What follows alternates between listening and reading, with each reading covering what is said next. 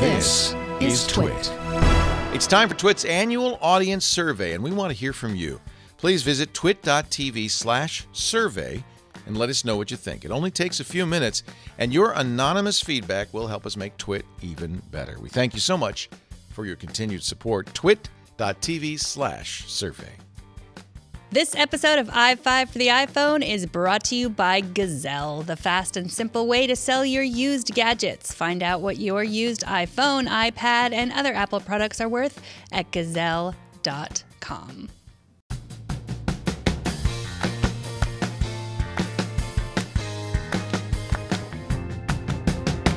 Welcome to iFive for the iPhone, episode 135. iFive covers the latest iPhone apps, tips and tricks, and of course, news. I am Megan Morrone, and I am ready to do this. Number 1. The most addictive app I've played with this week is called TWorlds. You can find it at the App Store or at TWorldsApp.com. Have you ever wondered what someone halfway around the world is doing or thinking at this very minute?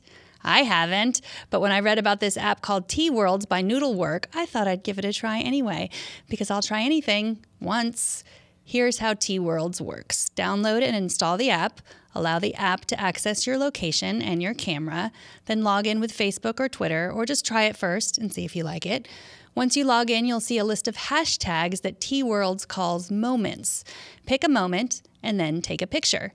Here's the thing that's different about TWorlds. You must take the picture right in the moment. You can't scroll through your camera roll. You can't go through all your carefully filtered photographs on your Instagram and your Facebook feed. I know, that was my first instinct too, because we're also used to curating our lives and presenting them just so. That is not what TWorlds is about. TWorlds is about capturing this moment right now. So take a photo and instantly TWorlds will find someone somewhere in the world who's using the same hashtag. You'll then see your picture right next to the other person's picture along with their location. But don't be creeped out. It's only down to the city level.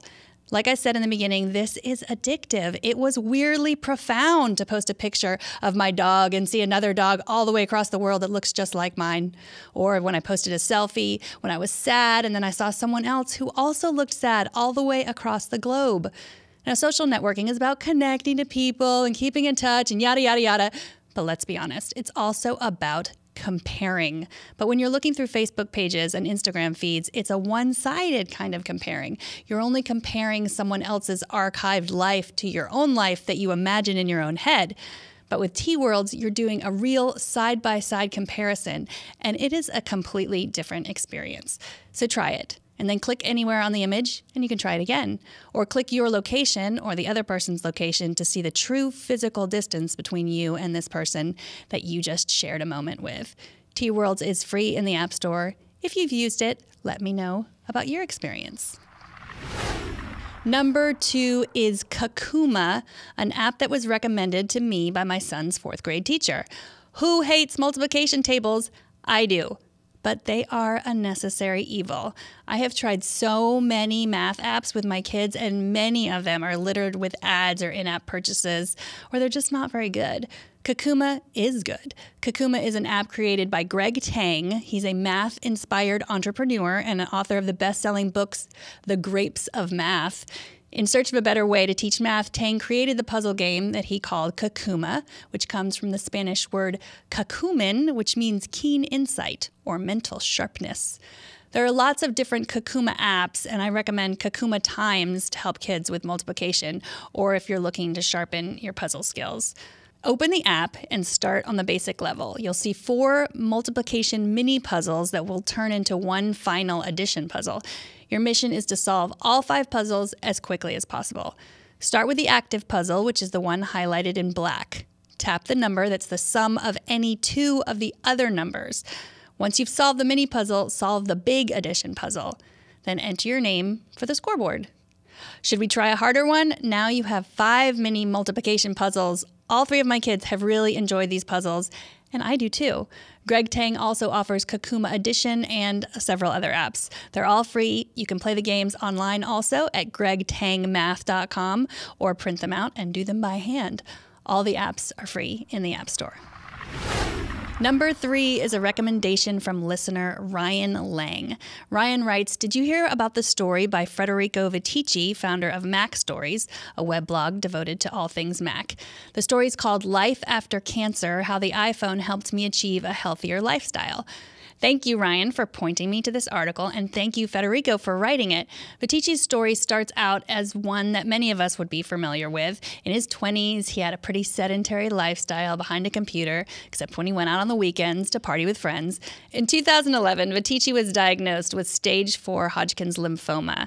The article goes into great length describing his personal experiences with the Apple Health app, MyFitnessPal, FitStar, and other iPhone apps that helped him stay in shape during his chemo and afterwards. It's a long article, but worth the read if you've been considering using your phone to get and stay healthy. I plan to download and test several of the apps that Viticci recommends, so you'll be hearing more about those soon. Thanks again for the tip, Ryan. If you have tips, please send them to iFive@twit.tv.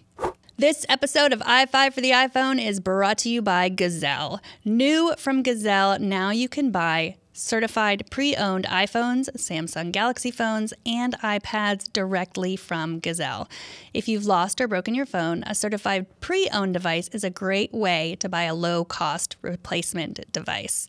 Gazelle still offers great deals on trade-ins for your old devices. I spent some time on Gazelle this weekend when I got this new iPhone. My daughter inherited my Samsung Galaxy S5, and when she told me she wanted an iPhone, I told her she needed to figure out how to buy one herself. So the first thing we did was sit down together and look at Gazelle.com to see their selection of iPhones and to find out what the old Galaxy S5 was worth. Devices are available in 2 conditions, certified like new and certified good. Certified good devices show some gentle signs of wear, but offer consumers who want to save a little extra money a great device at a great price. Payment is fast, within a few days of your item being received, and Gazelle will also wipe your data for free. Gazelle offers free shipping, and most items qualify for a free box. The process is fast with no listing hassles. They offered a good price for my Samsung phone, and they had a lot of iPhones that she wanted. Now she just needs to figure out how to pay the monthly bill for the service. Anyone need a good babysitter? What's your iPhone worth? Take a minute and go to Gazelle.com to find out. Number 4 is an app called Tether. Do your coworkers think it's hilarious to lie and wait for you to get up and get a drink of water so they can rush to your laptop and tweet as if they're you? Then you need Tether. Tether is an app that turns your iPhone into a Prius key for your laptop. Download Tether on your computer and your iPhone, and when you walk away from your computer, it will automatically lock as long as you walk away with your iPhone. As soon as you get within a few yards of your computer again, it automatically unlocks your computer. You don't even need to enter the password. Tether uses Bluetooth 4.0's low energy profile, so the battery drain is minimal. The app is free and available in the App Store. Number 5 is a tip that solves a problem caused by an app that I recommended to you, so please accept my apologies if you had this problem. In episode 130, I told you about the contacts manager called Human. Now, I've already had to point out that Human is one of those apps that will send mail to all your contacts without being very clear that it is about to do that. That was annoying. And after using the app for about a month, I found that it wasn't as useful as I thought it was, so I deleted it. Then, over the next week, it slowly began to dawn on me that I hadn't received any voicemails. Was it something I said? Then I started to learn that people had been leaving me messages, but I just never got any of them. Family and friends also told me that it was no longer my voice they heard on the outgoing message, but a recorded message. I tried to change the greeting from the native iPhone voicemail app, but I just kept getting errors. I did all kinds of searches to find out why this was happening, and at first I thought maybe I'd run out of space on my iPhone, but then when I cleared out a bunch of junk, I found out that wasn't it either.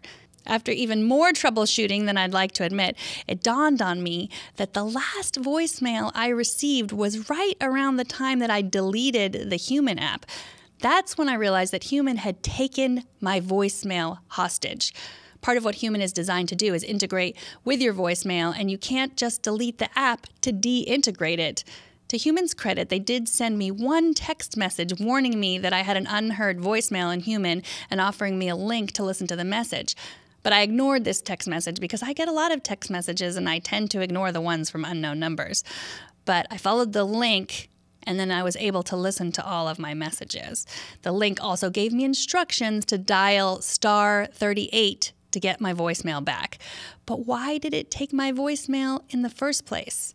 I am not pleased with you, human.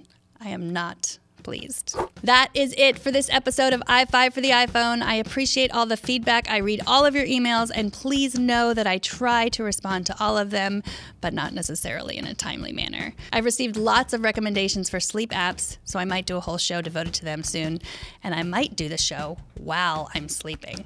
Send your tips to iFive at TWiT.tv, or you can tweet them directly to me at Megan Morrone. All of the apps, links, and other info from the show can be found at twit.tv/iFive. And email questions, ideas, general feedback to iFive at twit.tv, or you can leave us a voicemail at 614 on iFive. For reals, leave us a voicemail. I want to play it on the show. I am Megan Morrone. We'll see you next week on iFive for the iPhone. Bandwidth for iFive for the iPhone is provided by CacheFly at CacheFly.com.